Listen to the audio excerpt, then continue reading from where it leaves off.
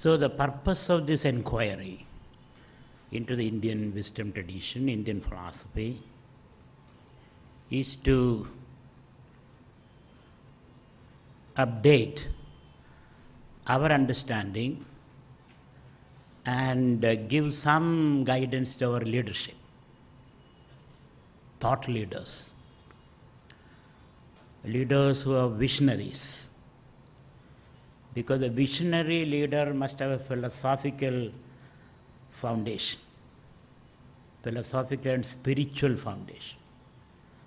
And Indian philosophy and spirituality go hand in hand. The problem with our leadership is most of the books they read are produced in the West, whether it is a management or science or organizational matters, politics, economics. So we are trying to bring them into our own tradition and help them grow from those roots.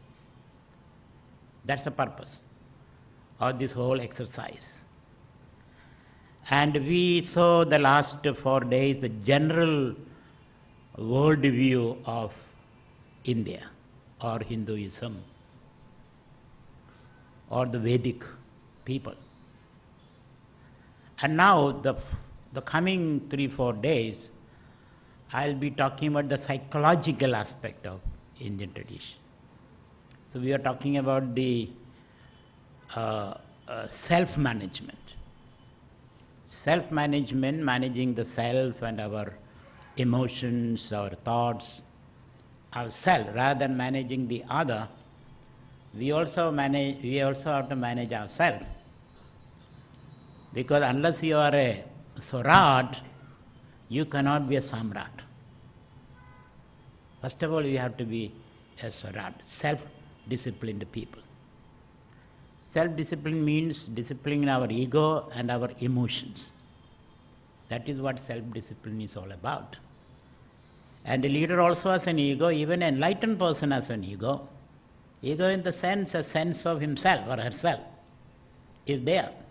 Then alone you can move about in the world. So today I shall be dealing with the Patanjali's Yoga Sutra, or the yoga as such. Yesterday we discussed the Sankhya philosophy, and where Sankhyan's left, yoga people pick up.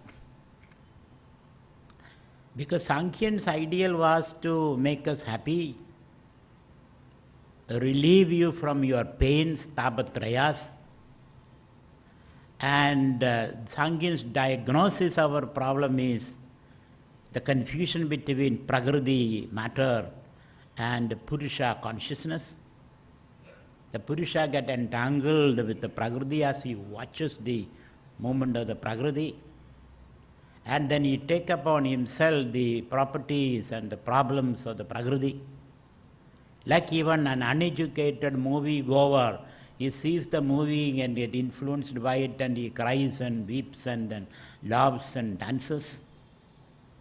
And when he comes back out of the movie theater, he realizes it was all an illusion, a play of light and shadow.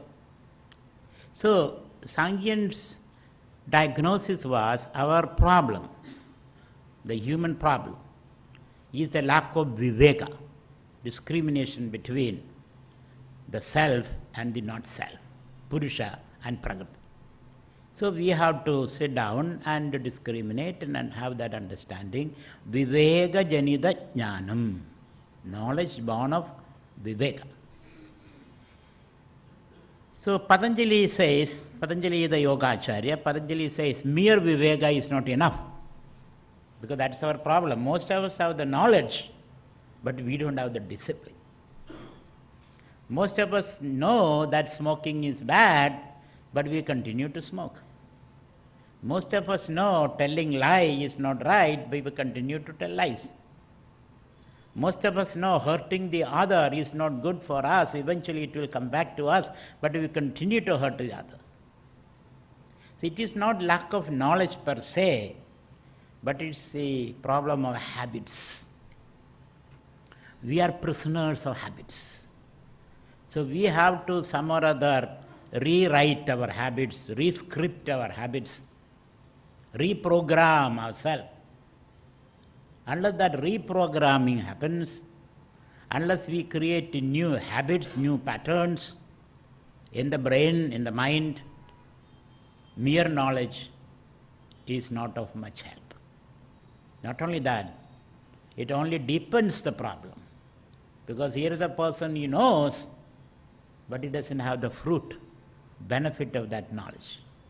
Because he knows, he doesn't even listen. Oh, I know all this. I know all this. I have heard. In fact, I am the professor of Dharma, but I don't practice Dharma.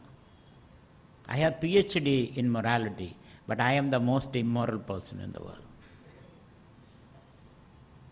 I have learned from my lessons how to supervene or overcome or go beyond all this or break the law. I am a lawyer and I use my knowledge to break the law and defend those who lawbreakers. That is our attitude now. So Patanjali says, mere knowledge is like water in the desert. Mirage water, not actual water. You see water, water everywhere. But if you go there, it is only an illusion. So mere knowledge is not enough. Not that it's not necessary, but it's not enough. And there is where Patanjali comes. So yoga, which is a very popular discipline, popular word these days, all over the world the word yoga is recognized. India is known for yoga. June 21 has been declared as the day of yoga by the United Nations. And the resolution to declare yoga, that particular day as the day of yoga, was supported by Iran, China, Russia, all these countries. China is an atheistic country, but they supported that. Iran is an Islamic country. They supported that. America, of course. America supports anything and opposes also. We don't know where they stand. So that's the most popular resolution in the United Nations. And it's also said almost 16 million Americans practice yoga. That means 5% of the American population. India, everybody is a yogi. Whether they practice or not. So therefore 100 million yogis of India. China also they practice yoga. Yoga is very popular in China. They have their own yogas, Tai Chi and all that. Europe have taken up yoga in a big way. Japan is already a yoga nation. So therefore, yoga is a very popular word. But what is the yoga philosophy? At this point, yoga means just a practice. So that the toning of the muscles and the shine on your cheeks, and then you get lustrous hair, and those are the ideas with which we practice yoga. But what is the philosophy? What is the ultimate purpose of yoga? There are two important books that you can refer as far as yoga is concerned. One is Patanjali's Yoga Sutra, Yoga Sutras of Patanjali. There are about 195, 96 sutras of Patanjali. So that is the most authoritative work on yoga. There is another book which came later in the 15th century. Patanjali Yoga book came before Christ, in the BCs. This is the after Christ, 15th century. That book is called Hatha Yoga Pratipika. Hatha Yoga Pratipika. For example, in Patanjali Yoga Sutras, he defines asana. This is the yoga means asana, isn't it? Various asanas, various postures. But Patanjali dismisses asana with one sutra. Of the 195 sutras, he uses only one sutra for describing asana. Stiram Sukham Asanam. That's all. Thereafter he never mentions about that. Stiram Sukham Asanam. Asana means steady, comfortable posture. You can sit on the chair. If you are steady and comfortable, you are in that asana posture. It should be steady, not that you should twist and shake your leg and then wring your thumb and all that. No, not that way. Just you should be able to sit quiet. So sthiram, sukham, asanam. That's all what Patanjali says. But in the Hatha Yoga Pradipika, he takes up that particular sutra and develops that. And he discusses about 84 main asanas. 84. So an expert yoga practitioner must be knowing 84 asanas. But these days they are reduced into 12 asanas. If you know 12 asanas, then you are a good yoga practitioner. And there are many types of yogasanas. Hatha yoga, hot yoga, cold yoga, vinyasa yoga, hottest yoga, hotter yoga, cooler yoga, all kind of yogas are there. Because when you have an idea, people run with that and value add, brand it. Nobody else can teach it. Then you can make a lot of money. One of the yoga teacher in the US is a billionaire. Billionaire. He has his own private jet, private island, all kind of wealth he has. But he has patented 12 yoga asanas. The 12 yoga asana he keep on teaching. And people are attracted towards it, and he has his own way of explaining it. So yoga has become a multi-billion-dollar business, industry in the world. And it's good. It's good. I'm not saying it is bad, but you have to take yoga to higher and higher levels so that you get the full fruit of yoga. So there are two books, Hatha Yoga Pradipika and Yoga Sutras. So my presentation will be based on the Yoga Sutras of Patanjali. And I'll be giving you a snippet, a one view. I will not be able to give you the whole sutras, but I can give you a presentation by which you become familiar with what Patanjali says. It is impossible to take up all the 195 sutras in 1.5 hours. So I'll be giving you a bird's eye view so that you feel that, oh, I know, I understood, or I feel comfortable with the yoga science. So Patanjali's Yoga Sutra has got 4 chapters. And these chapters are named Samadhi Yoga because that is his goal. Samadhi, Kaivalyam, Moksha. So Samadhi is the word he uses. He uses 4 words as the ultimate goal. Samadhi is one word, Nirbija Samadhi. Another word is Kaivalyam. Kaivalya means you feel comfortable all by yourself. You don't look for support. You are complete in yourself. That state is called Kaivalyam. At this point we don't feel so. We need at least a mobile phone to be complete, or a newspaper, or a cell phone, or something is necessary to make you complete. Even then you don't feel complete. So Patanjali says, by practicing yoga, you feel complete, adequate, comfortable with yourself. That state is called Kaivalyam. You are not looking for anything more. So you can call the ultimate goal of, according to Patanjali, ultimate goal of human life is Samadhi, Samadhi, where the mind is in balance, in equipoise. Mind is at peace. At this point our mind is in pieces, isn't it? That is why you say, I'll show you a piece of my mind. That means you have several pieces in the mind and you're throwing at others all the time. So the mind is in peace, in perfect harmony. And that is the meaning of Samadhi. That is one goal presented by yoga for human beings. And the other is Kaivalyam, I feel comfortable.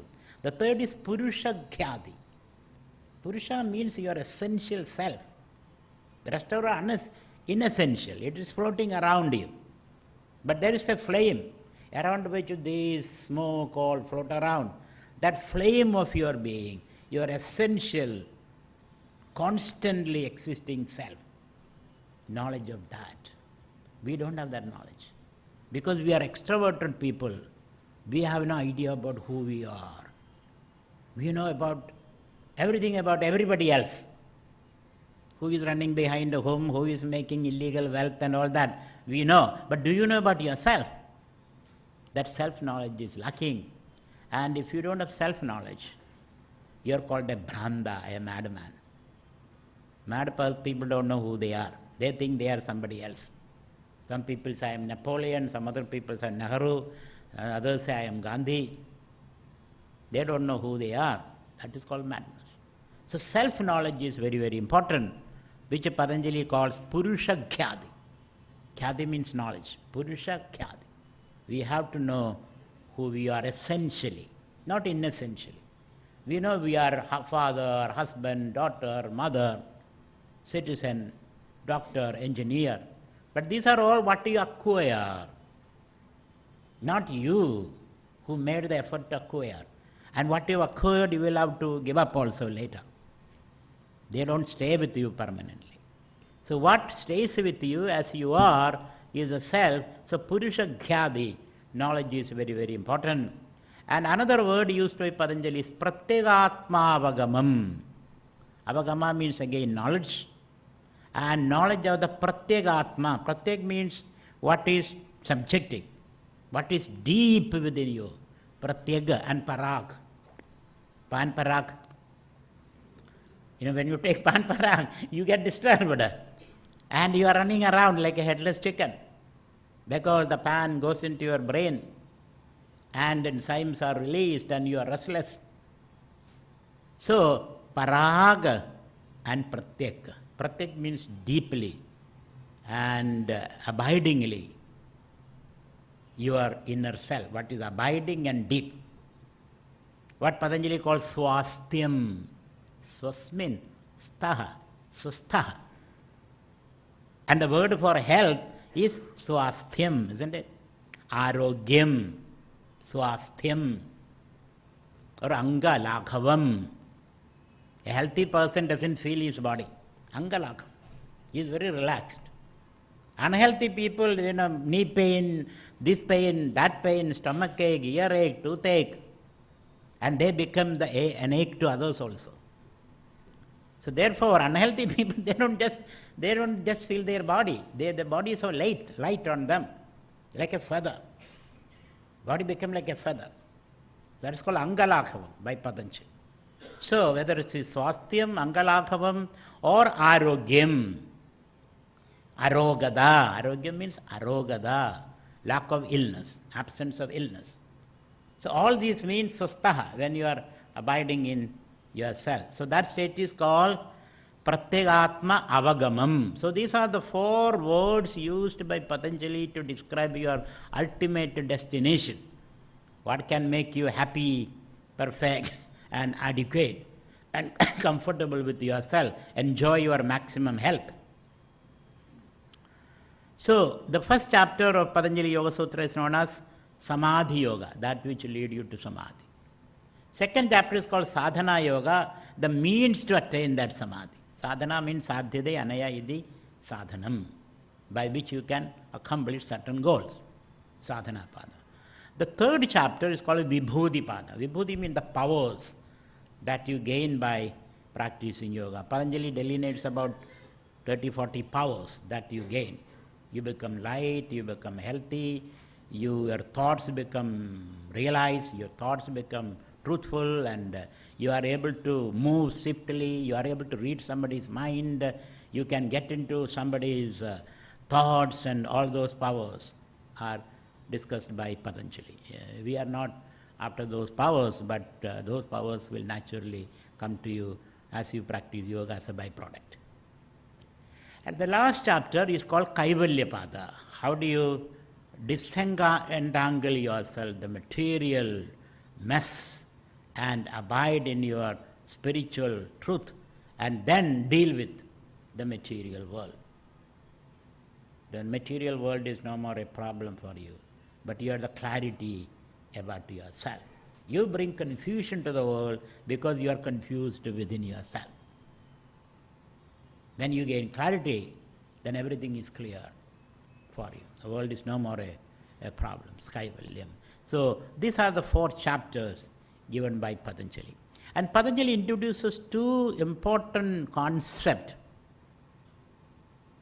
which is different from Sankhya. Though Patanjali is standing on the platform built by Sankhya, but he introduces two more concepts, which is very, very important. And one concept is the concept of chitta. Chitta. So he begins with saying yoga, chitta vritti, nirodha. Yoga is restraining the thought fluctuations of the mind. Restraining the mind, the monkey mind. Yoga, chitta vritti, nirodha. Chitta, that concept is introduced, which is not prominent in Sankhya, though Sankhya talks about a buddhi, a mind. And buddhi also he discusses a little bit. But Sankhya's main objective is to separate from the prakriti. Reveal the Purusha, separate from the prakriti. And for that he says only Viveka will do. But Patanjali says, no, that's not enough. Because you are caught up so much with the world has created its impression deeply in yourself, and to disengage from the material entanglements is that difficult. So therefore, he introduced this concept called chitta. He also introduced another concept called Ishvara. There is no Ishvara. We discussed yesterday in Sankhya, there was no Ishvara. But Patanjali introduced the Ishvara pranidhanadva, he says.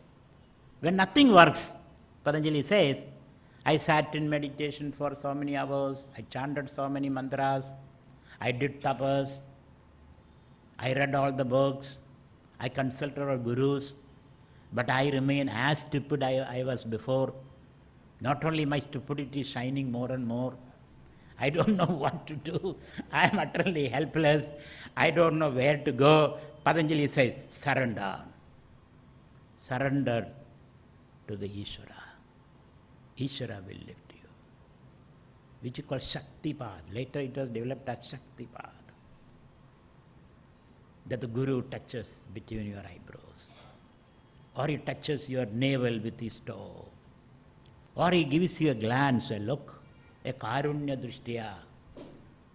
So that idea of Shaktipad, that transferring an energy like a magnet transfers energy to an iron filing or iron rod and make itself magnet. So that idea was introduced, and the importance of the Guru, because Ishvara is your Guru, he is your mediator. That idea was brought. That idea also seen in Kashmir Shaivism. When I'll discuss that, I'll be bringing that idea also there. So these two important ideas was brought in Patanjali, the chitta as the mediator between Purusha and the Vishaya Prapancha. Because we are dealing with the Vishaya Prapancha. This Prapancha, this world outside is a Vishaya. Vishaya means which is binding you. Vishinodi the Vishaya. Isn't it? Anything you see, it puts a hook on you. You see something on the market, thereafter you are restless. I want to buy that, I want to buy that. Without that I am incomplete. But there is no money, another incompleteness. I don't know what to do. Then I beg, borrow and steal. And then some or other get it. And once you get it, it is over. That you put it in the back of the car and you forget about it.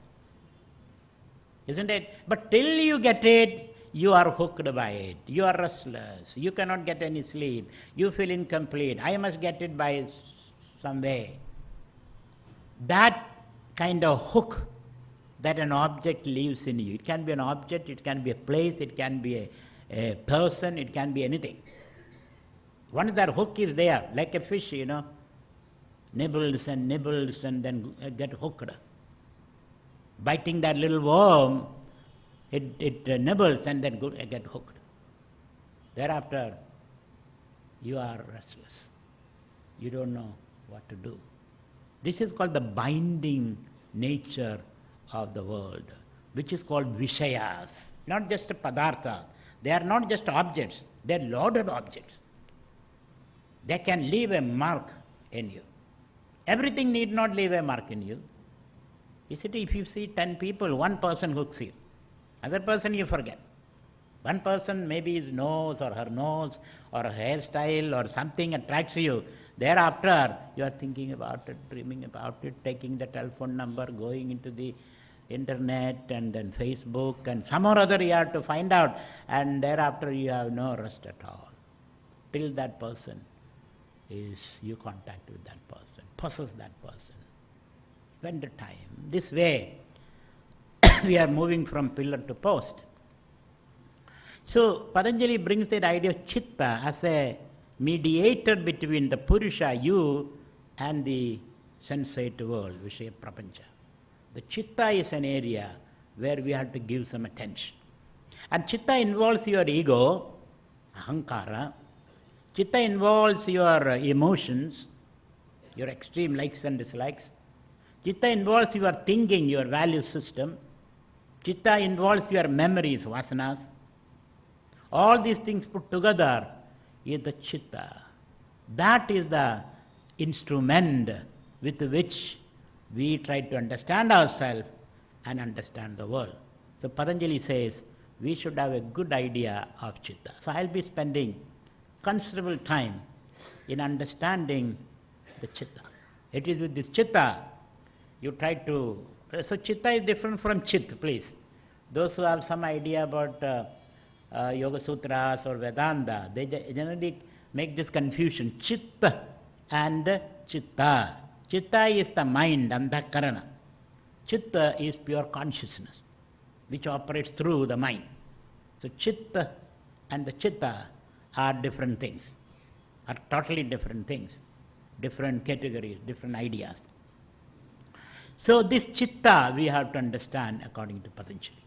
That's why Patanjali says yogaha chitta vritti nirodhaha. Yoga is managing the chitta, so that you can understand the world better.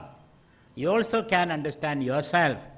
And when these two understandings are there, your life becomes a joyride, a happy experience. So what is this chitta with which you are struggling? Chitta kabihi. Chitta is compared to a monkey. Monkey is restless. All the time jump up and down and put things in the mouth and then grimace, and then you don't know what the monkey will do next time. It will jump on your roof and make all kind of noises. When you go with the stick, it will run away, and then you fall off the roof, and then you make all kind of problems. So don't run behind the monkey. Don't run. Mind is one aspect of chitta. Mind means emotions. Technically, in our Shastra, mind is a seat of emotions. Buddhi is the seat of thinking. Buddhi decides. Mind deliberates, prevaricates. Is it this? Is it that? All the samshayas is in the mind. Buddhi decides with the help of memory, and the ego owns up that decision. The ego says, this is my decision. Not your decision, this is my decision. So there is an owner in you who owns the terrain of the chitta. All the activities in the chitta is owned by the ego. That's why it is my decision, not your decision. It is my thought, not your thought. Though thoughts are all floating in the cosmic space, but that you put a fence around it and say, this is my thought. This is her thought. This is somebody's thought. So that ownership is called the ego, the ahankara. Ahankaromi iti bhava. So there is an ego, there is emotions, there are thinking, thoughts, ideas. There is memory also. We all have a big storage of memory. It is from that storage of memory, thinking is possible. So thinking is a response of memory to a sensation. When a sensation comes, you respond from your memory. That's called thinking. If there is no memory, no thinking is possible. So all these put together called chitta, and for us we are drowned in that chitta. We are lost in that chitta. As a result, we have no idea what the real world is. We have no idea who we are. And there is utter mess and confusion in life. There is no fusion but only confusion. So therefore, we have to do a lot of reflection on this chitta. When the chitta is clear, then everything is clear. It's like a mirror. You clean the mirror properly, If you clean the mirror properly, you can see your face properly in the mirror. Not only that, the mirror can reflect your room, the walls, everything properly. So chitta is something like a mirror. It has to be cleansed. I'll be coming to that later. But before that, the meaning of yoga. Yoga has got 4 meanings. The word yoga. It is derived from the root dhatu yuj. Yuj can mean yojane, to unite. Yuj can mean viyojane, to disunite. Yuj can mean udyoge, to make effort. Ud yoga. Yoga means ut yoga. Make an effort to lift yourself up. Ud means upward. Bhoga means coming downwards. Bhoga. Because bhogi become a rogi later. And a drohi for everybody. So therefore, yoga can mean udyoga, making an upward effort. Like you roll up a stone up the hill. It is an effort. But to pull the stone down, there is no effort necessary. You have to only give it a kick and then it will come down by itself. Gravity will take care of that. But pulling the stone upward, lifting the stone upwards is an uphill task. So similarly, yoga can mean udyogam. Udyoga. Udyoga means utta yogam. Yoga means effort moving upward. So viyoga means separating yourself from dukkha. Dukkha samyoga viyogam yogam ityuchyate. Bhagavad Gita. Those who know Bhagavad Gita. Tam vidya dukkha samyoga viyogam yogam ityuchyate. Bhagavad Gita, 6th chapter, defines yoga as viyoga from dukkha. Yoga also can mean union. Union with the Paramatma. Jivatma united with the Paramatma. You feel the separation and give up the separation and become one with it. So that is another meaning of yoga. And the last meaning of yoga is yoga chitta vritti nirodha. Nirodhane. Yoga means to restrain, to manage, to discipline, to organize. Yoga means to organize. Yoga also can mean to detach. So these are the meanings of yoga. And so Patanjali has given 195 sutras. Now we will be dealing with what is this chitta, with which we are trying to understand ourselves and understand the world. Yes. All the meanings. All the meanings we'll use. That's why all these meanings are given. So one leads to the other.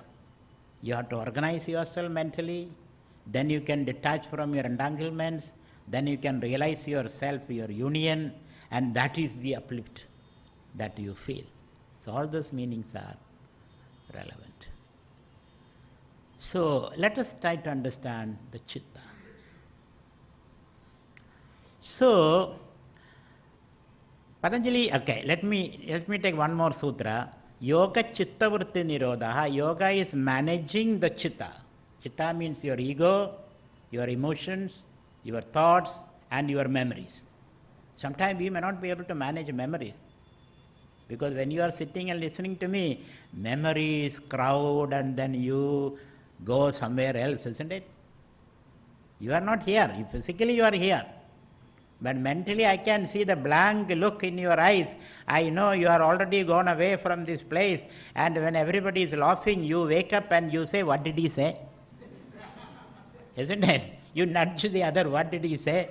Then where were you then? Oh, I went home and came back. So memory can play havoc with you. Balastavad kriyadasaktah tarunastavad taruniraktaha vruddhastavad chintamagna parame brahmani kobina lagnaha. When you are old, you are lost in thoughts. Memories flood to your mind. A young man doesn't have so much memory. He is looking into the future. An old man looking backward.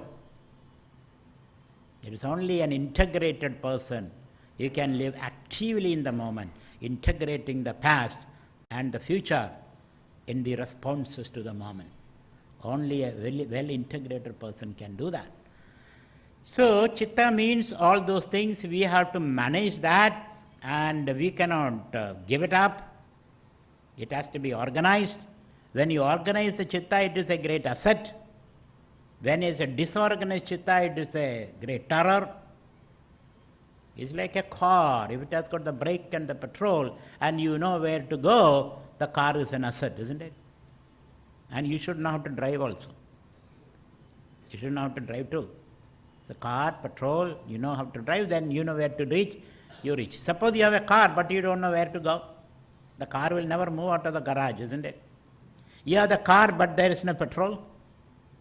If you have a car you don't know how to drive, you have to have all those things.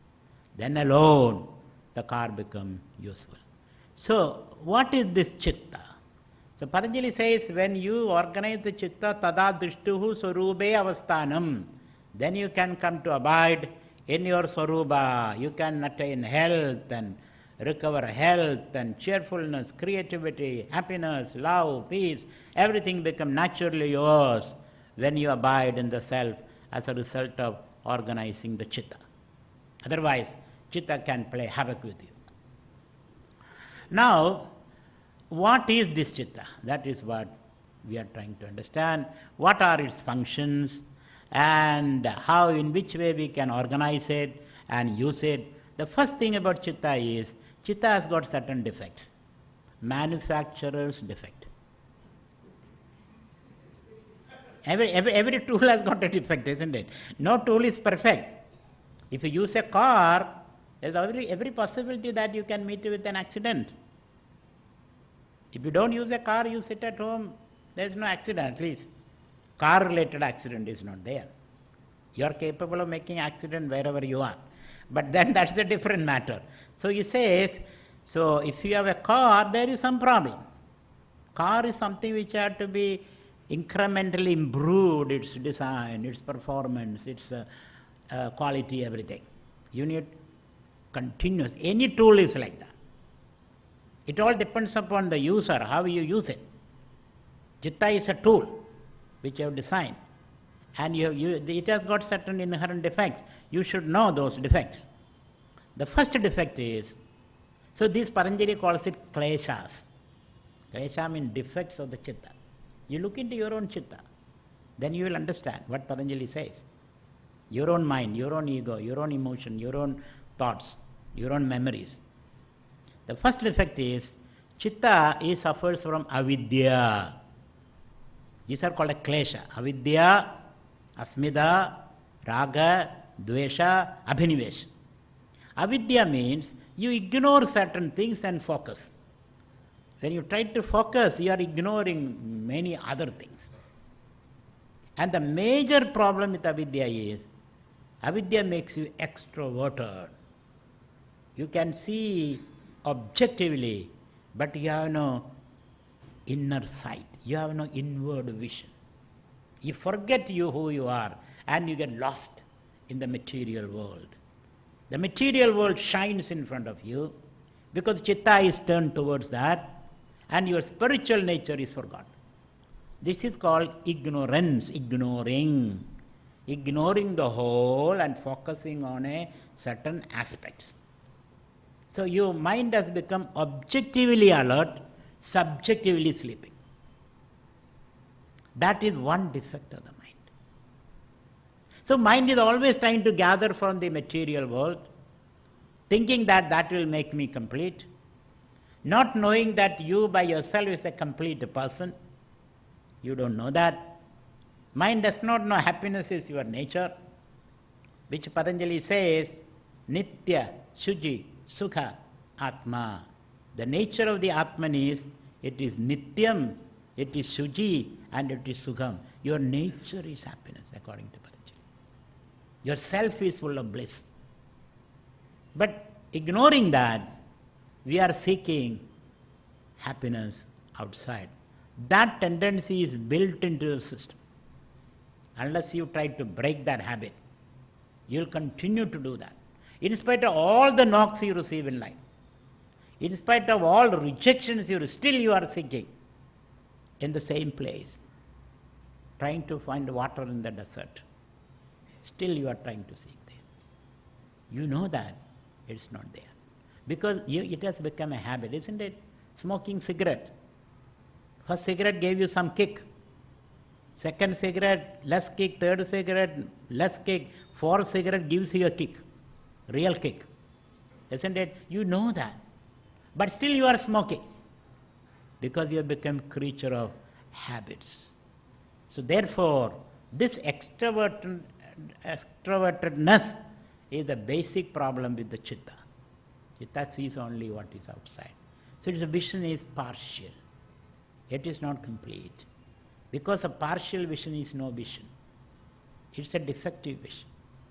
And therefore, your decisions are all defective, your actions are defective, your whole life become a problematic life, miserable life. So first problem is not knowing who you are and seeking yourself in the world outside. That's called avidya. From avidya comes asmida. Asmida comes an identity based on your identifications. You lose your real identity and you assume a false identity. A false identity based upon what you have, not what you are. What you have determines your identity. What you don't have determines your identity, whereas your true identity does not depend upon what you have and what you don't have. It depends upon what you are. So how do you determine your identity now? If I have some money, I am a rich man. If I don't have money, I am a poor man. When I have a wife, I am married. When I am divorced, I am ex-married. Isn't it? Your identity depends upon what you have. Now I am an ex-husband because I don't have a wife. Ex-husband. Earlier I was single, then I am married. Oh, your identity keep on changing what you have and what you don't have, and therefore you don't have a fixed, constant identity. That is called madness. It's called madness. So I assume an identity based upon what I have and what I don't have, and I forget my real nature. That is called asmida. So vidya, asmida, and when my identity depends upon what I have, I always have a need to protect what I have and acquire what I don't have. That is called raga and dvesha. I want to give up something, I want to acquire something. Things which I have, I am not comfortable, so I give up. Things I don't have, I want to acquire. Raga, dvesha comes, isn't it? You say that, I hate that person. But there are 100 people who love that person also. But I hate that person. Because why? I loved that person once upon a time.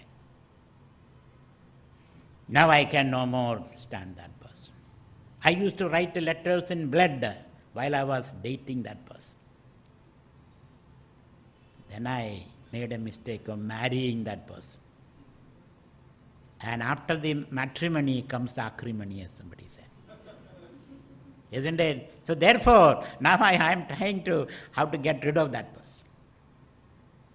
So this way, you wobble between these kind of desires, hate and love and hate and love. You are tossed between these two and there is no peace of mind. And then you develop extreme attachments. People whom you love, you attach to that person, think about that person. People whom you dislike, you think about that person more. That is another kind of attachment. Sometimes the person whom I like, I think of him more. People whom I like, I may not think, but people whom I dislike, I think more about that person. Isn't it? They are the one who disturb your sleep. Not the one who really, whom you love, but people whom you dislike. They appear in your dreams and you lose sleep over them. So that's called abhinivesha. And the greatest abhinivesha is your extreme attachment to the body. Therefore you don't discipline the body. Patanjali says even a great scholars are attached to the body. And the scholars don't discipline. They don't eat properly, they don't do exercise. Most of the scholars have got this big belly. Haven't you seen that?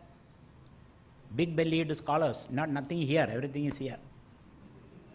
A scholar should have a big head, not a big belly.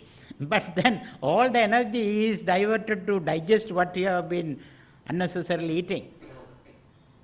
So therefore brain doesn't get enough nourishment, enough blood, enough attention, because you are eaten so much and now you have to digest them.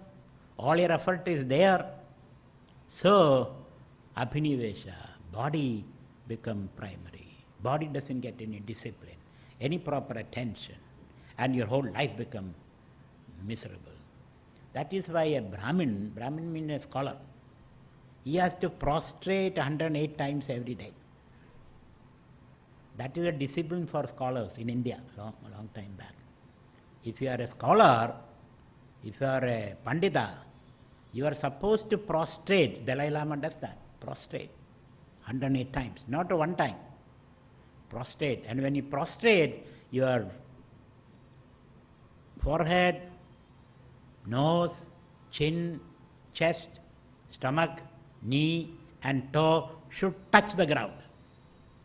So you prostrate, then get up, prostrate and get up, prostrate and get up. 108 times. Here even one time prostration getting up is difficult. 10 people have to come and lift you up.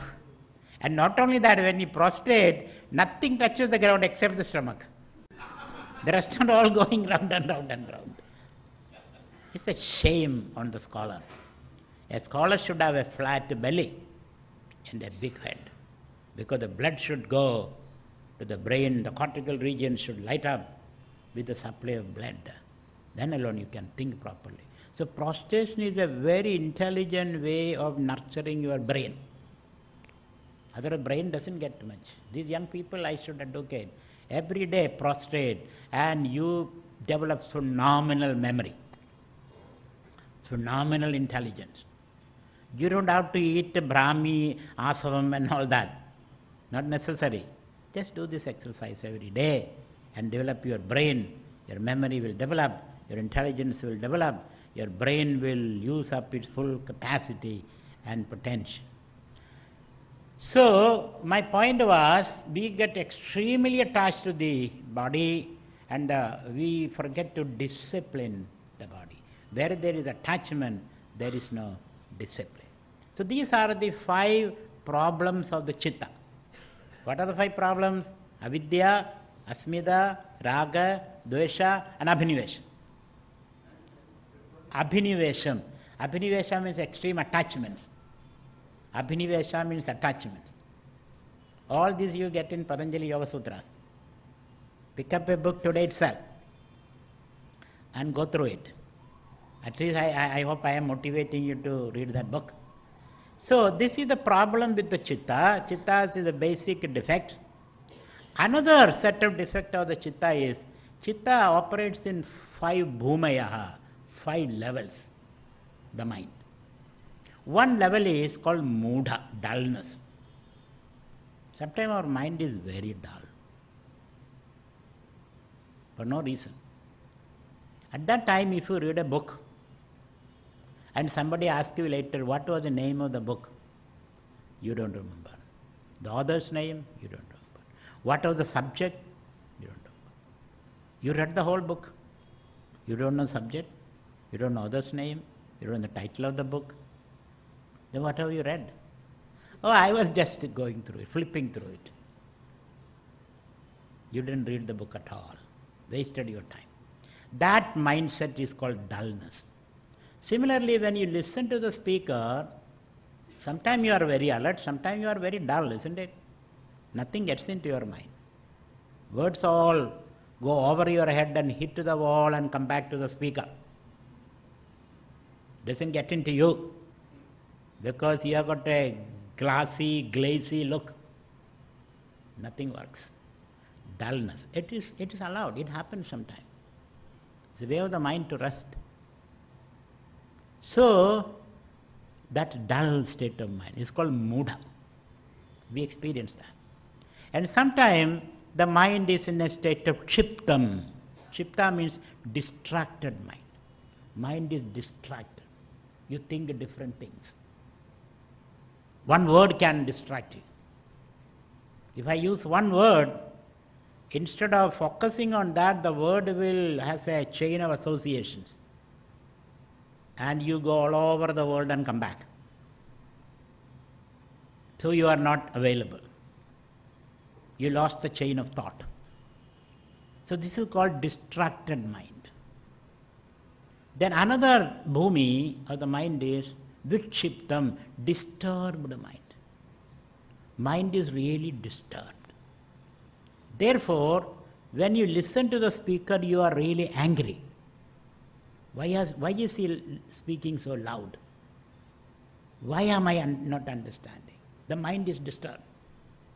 Not only distracted, it is disturbed, so you can become angry. Or some kind of a disturbances come to you. That's the third state of mind. And we go through all these states, isn't it? Sometimes your husband tells you, I love you, that disturbs you. After 40 years of marriage, you are saying this. Instead of appreciating that, what he said, no, you don't appreciate that. Actually, you are angry now. That means you never loved me all those years. Only now you are saying that. And you take that word and distort it and crush it and then make a mess out of it and throw at him. Same thing happens, the wife also can say. That is a disturbed mind. At that time, whatever you say, it will be misunderstood. Therefore, keep your cool at that time. Don't say anything. Even if you say something, if this is the reaction, understand the chitta is in that vikshipta state. That is why that kind of a reaction comes. Later she will say, I'm sorry, I did not mean that. I never meant that. Please pardon me. And she will make a good dish and give it to you.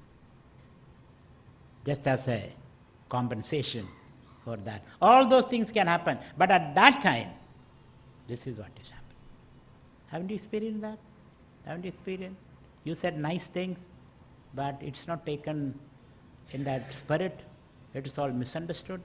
That is the vikshipta state. And the fourth state of the chitta is called ekagra state, when the mind is really sharp.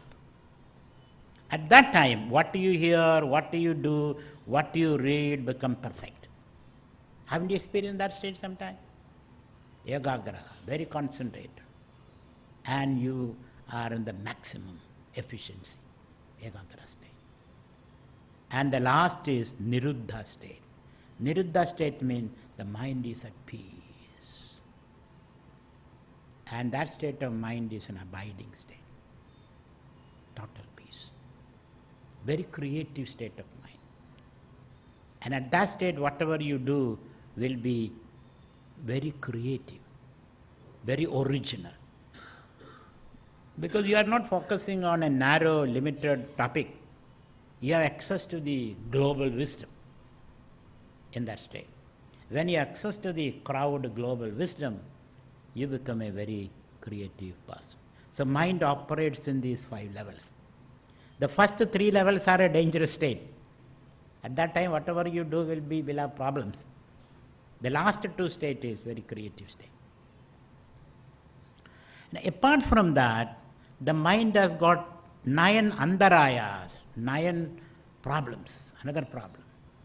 Andarayas call it. Defects, dysfunctions.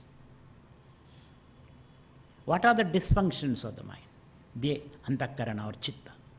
The first dysfunction is vyadhi, illness. The mind is not at ease. It has got some problem. Psychological problem. If only mind you have your psychological problem, isn't it? You don't see a problem for a cow or a buffalo. Not much a developed mind. If we have schizophrenia or bipolar, this, that, all kind of problem. Madness, bipolar behavior, suspicion. All the time you suspect. Samshayam and all that. So, defects the illness of the mind. Vyadhi. It can be called adhi also. Vyadhi, adhi. So, vyadhi, then styanam. Styanam means depression. mind can be in a very depressed state. Styanam. Then samshayam. At the depressed state, you won't do anything. You won't do anything. Leave me alone. I don't want to do anything. You don't eat, you don't take bath, you don't brush your teeth, you don't do anything, you just lie down like a dead person. Vyadhi. You will be only heaving, sighing and heaving and then all that. It's all mind. Body is healthy. But mind's problem. Then, so vyadhi, then styanam, depression, state of paralysis. Then samshayam, doubt. And a mind which starts doubting everything is a very problematic mind. The wife will not allow the husband to step out of the house because he is doubting, he is doing some mistake. And he says, I am already 67, nobody looks at me, don't worry about me. But then, no. I know you. What do you know about me? You don't know anything about me. No, I know you. How do you know me? I know. This way, doubt and samshaya, and some people I have seen, they wash their hands all the time. They never satisfied with washing their hands. All the time they are washing this soap, this water, that water. Hot water, cold water. The skin come off, but still they are washing. It's a disorder of the mind. Samshaya. They don't sleep under a fan because fan may fall off. Never in the history of fans has ever any fan fallen off. But still you think fans will fall off. They don't sleep on the bed because maybe somebody is sitting under the bed. So you have to go through the bed couple of times. You have to sleep on the bed. So the wife is asking, what is wrong with you? You are sleeping on the bed or under the bed? So you spend half the time under the bed. Samshaya. So Patanjali says, it's an illness. What can you do? And you didn't invite it, it just happens. You don't fly aircraft, claustrophobia. This time when I was flying, one lady ran out of the aircraft. So the flight attendant got hold of her. What's the matter? Because it's a narrow aircraft. Only 2-3 seats in one row. So she felt claustrophobic. She felt a choking sensation. She thought, I am going to die. So she wanted to jump out of the plane. If we didn't held her back, she would have jumped out of the plane and died.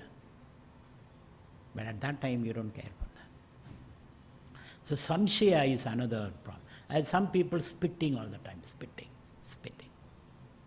Because they feel they have done something very bad. They are spitting. That sin is being spat out. So these are the samshayas. Then alasyam, mind. Physically you are strong. Yes.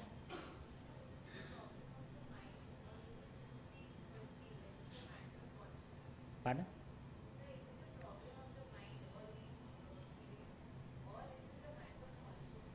Not a matter of consciousness. Consciousness is free. It's a mental problem. That's why you are able to heal it. If it is problem of consciousness, then healing is not possible. So it's the problem of the tool, the mind. So, samshaya, then the next problem with the mind is alasyam.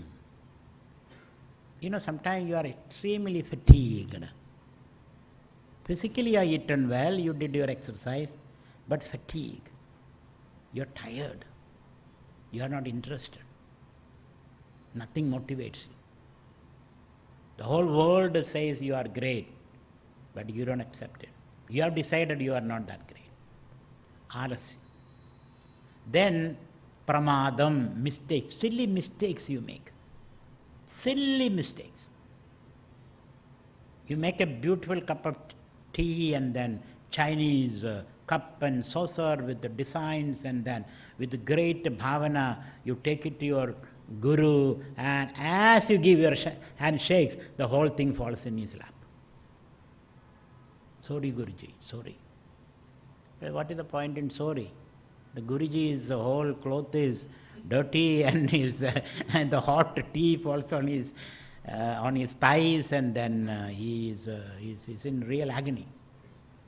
Sorry. And you commit the same mistake later. And it's like if you have a sore thumb, you keep on hitting at that. Otherwise, if you have a hammer, you see nails everywhere. You keep on doing the same thing again and again. The more you want to avoid it, the more you do it. The law of reverse effect, as they say. Whatever you want to avoid, you end up doing it. That's the nature of the mind. So the deal with that mind is, chitta is very difficult, Patanjali says. These are not within your control. And not over. So what are the defects? Vyadi, Sthana, Samshaya, Alasya, Pramada, then Aviradhi. Aviradhi means obsessions. Obsession. You get obsessed with the things. You get obsessed with certain indulgences. Addictions. Addiction. You just cannot get out of that. Addictions. That is called Aviradhi. Then Bhranti Darshanam, then delusions. Delusion is a very serious state, because he thinks which are not there. That person is standing there, he is speaking to me and he is ordering me to do this. That person is standing there, he is speaking to me. That is called Bhranti Darshanam. Then there is Alabdha Bhumigatvam. You come to a state of boredom. You are bored with life.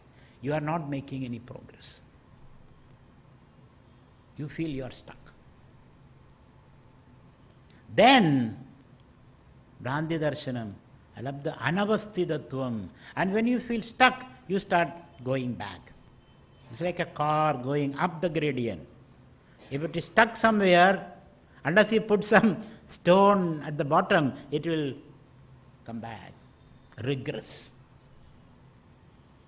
These are the problems of the mind. It is with this mind, a so defective instrument, that you are dealing with the world and trying to understand yourself. Is it not? Very difficult instrument. Now with this, you interact with the world. You try to know yourself. And then it creates 5 vrittis. So tada dushtuhu sarube avasthanam vrittisarupyam idaratra vrittayaha panchatayaha klishta klishtascha. Patanjali says, if you are not abiding in yourself, you are a prisoner of the vrittis, the mind, the chitta. And chitta interacts with the world. And as an interaction, result of interaction, it undergoes 5 modifications. It's called vrittis, 5 vrittis. For example, when I look at an elephant, the elephant leaves an impression in my chitta. It is that impression which lighted up by consciousness become a cognition or a knowledge. Here is an elephant. Actually, you are not seeing the real elephant. You are seeing the picture of the elephant. Like some surgeries. You look into the camera and then perform the surgery. Similarly, the impressions of the object, the image of the object in the mind is lighted up, and you say, I am seeing an elephant, I am seeing a pot, I am seeing a cloth. So when you interact with the world or when you are listening to the speaker, the mind goes through 5 vrittis. It is the vrittis which become pratyayas in the light of consciousness, Purusha. What are these vrittis? One vritti is called pramana vritti. A pramana vritti is a vritti which gives you the exact knowledge of the object. So I would call it right knowledge. When you deal with the world, sometimes the vritti corresponds to the object outside. Therefore you said this is an elephant, this is a rope, this is a snake. That's called right knowledge, pramana vritti. Right knowledge can be gained through pratyaksham, anumanam and shabda. There are 3 sole means of gaining right knowledge. Sometimes you get wrong knowledge also. Viparya vritti. Isn't it? You see a rope and you take it as a snake. You see a person and mistake him for somebody else. Then you go to him, how are you? And even then you say, who are you? Isn't it? Because you mistake, because you are waiting somebody and anybody comes looks like him. So, wrong knowledge. And a whole lot of our operations are based on wrong knowledge. President Bush sent army to Iraq thinking that they have got weapons of mass destruction. But they went there. Did they find anything?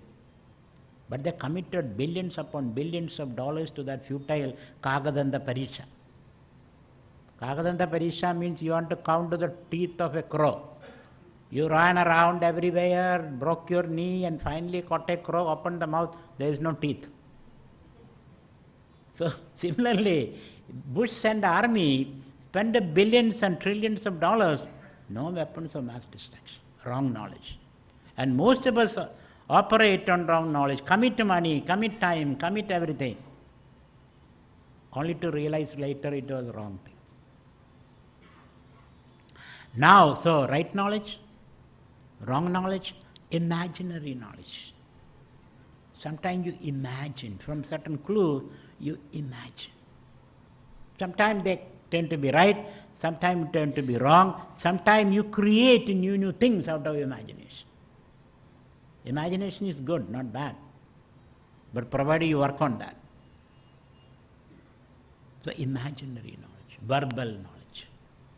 And sometimes when you look at things, you say, I have no knowledge. Suppose if I speak in Chinese, what will be your vritti in the mind?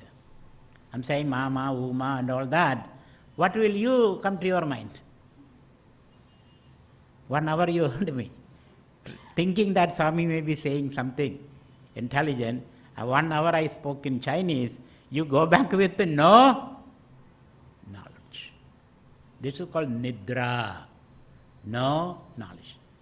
And that also is important. You should know I did not know anything. Isn't it? I didn't know anything. I knew something. Did not know anything. Both are knowledge. Not knowing also is a knowledge, please. Not knowing also is a knowledge. Wrong knowledge also is a knowledge because you act on that. Then finally, smriti, memory knowledge. Most of our knowledge is memory. Whatever we studied in the university, whatever studied from the books, all stored in the memory, and most of them are useless knowledge. You can give lectures, that's it. Nobody listens to you. Useless knowledge. Because not all memory of the past. So these are the 5 vrittis that the mind undergoes. And the result of these vrittis, there are 2 experiences.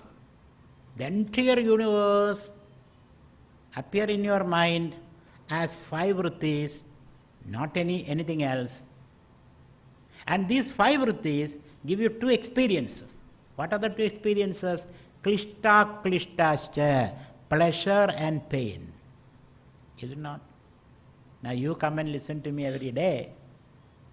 What is the experience finally? Apart from knowing, not knowing, partially knowing, interpretative knowing, apart from all that, what is the final fruit?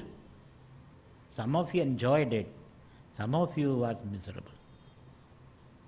The entire life's experience can be reduced to 2 vrittis, 2 experiences, called dukkha vritti and sukha vritti. Klishtam, aklishtam cha. The final balance sheet of your life is this.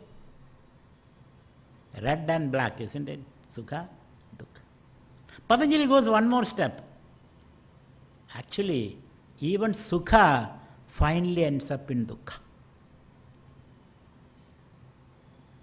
Parinama, paridaba, samskara dukkhehi, gunavrutti virodhascha, dukkhameva sarvam vivekinaha, he says. Ultimately, it is all dukkha. A weekend you enjoyed in Goa, you came back weekend, then the bill also is there. Isn't it? And the rest of the month you keep paying the bill. If you don't pay properly, compound interest. Therefore, Patanjali said, ultimately, it is all dukkha. Dukkha means you feel constricted. You don't feel fulfilled in the end of that. Dukkha means limited space. Dukkha. You feel still unfulfilled. You spend a lot of effort, spend a lot of money, spend a lot of emotional investment, and finally what you got is dukkha. Vivekina. For a viveki, it is all dukkha. Aviveki, he get excited by something else, he goes on like that. But a viveki, ultimate fruit of this worldly interaction is dukkha, he says. Now comes the interesting point. Now Patanjali says, the Purusha looks into the mirror of this mind, chitta, which modifies as dukkha. And he sees his reflection there. And he takes himself to be a dukkhi. Does it make any sense to you? It is something like, to see your face, what will you do? To know your face, what will you do? Look into a mirror. There is no other way of knowing your face, isn't it? Otherwise you have to ask somebody. That somebody will never tell you look handsome. He will never. He'll say you look ugly. If at all he says he looks handsome, he has got a plan behind that. Oh, you look so handsome. Can I borrow 100 rupees from you? There is always a motivation. Otherwise nobody is going to praise you. Nobody is going to tell you the truth. Either they tell half truth or no truth or exorbitantly praising you. So to know your real face, you have to look into a mirror. Mirror will reflect the face honestly. But it depends upon the reflecting surface of the mirror. If surface is dirty, your face will look dirty. If surface is concave, your face will look big. If surface is convex, your face will look small. If surface is broken, your face will look broken. Your nose is here, your eyes are there.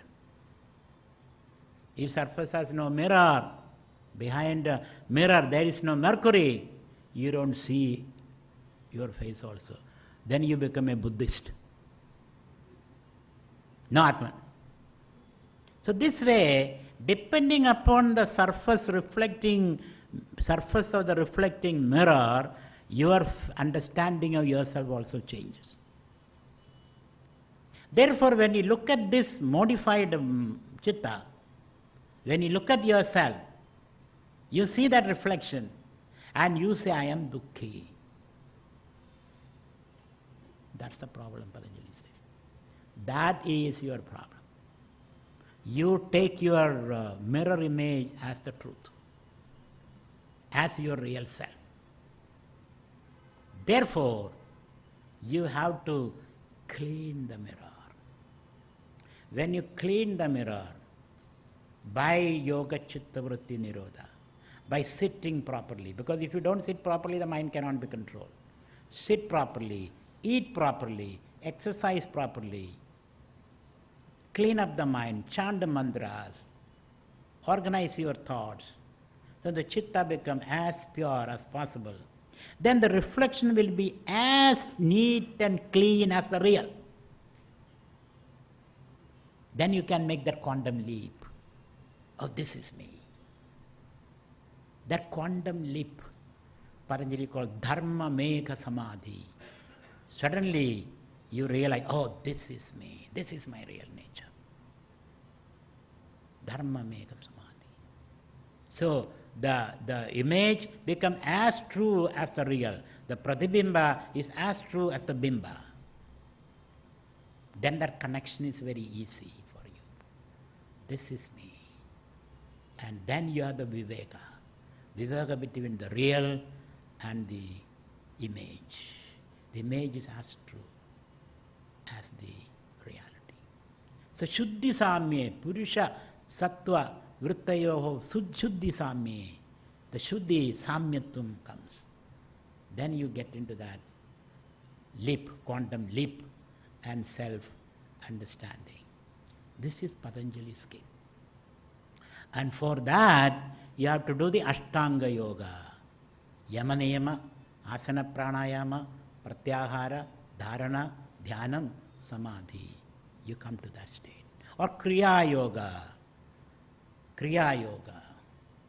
Kriya Yoga is Taba, Swadhyaya, Ishvara Pranidhanani. Kriya Yoga. Nothing but surrender to the Lord. Practice some tapas.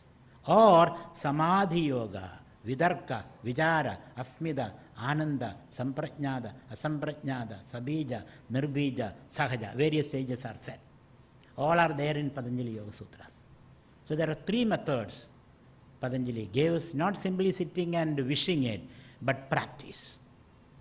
Sit every day, eat right, do the pranayama, chant the mantras, and purify the chitta, balance the chitta. And finally, tada dushtuhu sarube avasthanam kaivalya prapti samadhi. This is a Patanjali schema, very, very scientific, very, very psychologically sound, and you can gain complete mastery over yourself by following Patanjali's scheme. That's why the world is taking to yoga in a big way, because no modern psychology has gone to the depth that Patanjali has gone. No psychology has gone in. No brain studies have gone to the depth of Patanjali has gone. So we have this rich treasure chest of knowledge from Patanjali. Study it, practice it, and you will not regret the time you spend on that. So now you are ready for Vedanta. So tomorrow I shall be talking on Vedanta and Veda. These are all sciences which liberate you. Patanjali liberates you. Vedanta liberates you. Buddhism liberates you. So I'll be talking on Veda and Vedanta tomorrow, Buddhism, Jainism day after, and Kashmira Shaivism, the latest in this tradition, Kashmira Shaivism, on the last day. So thank you very much. Hari Om.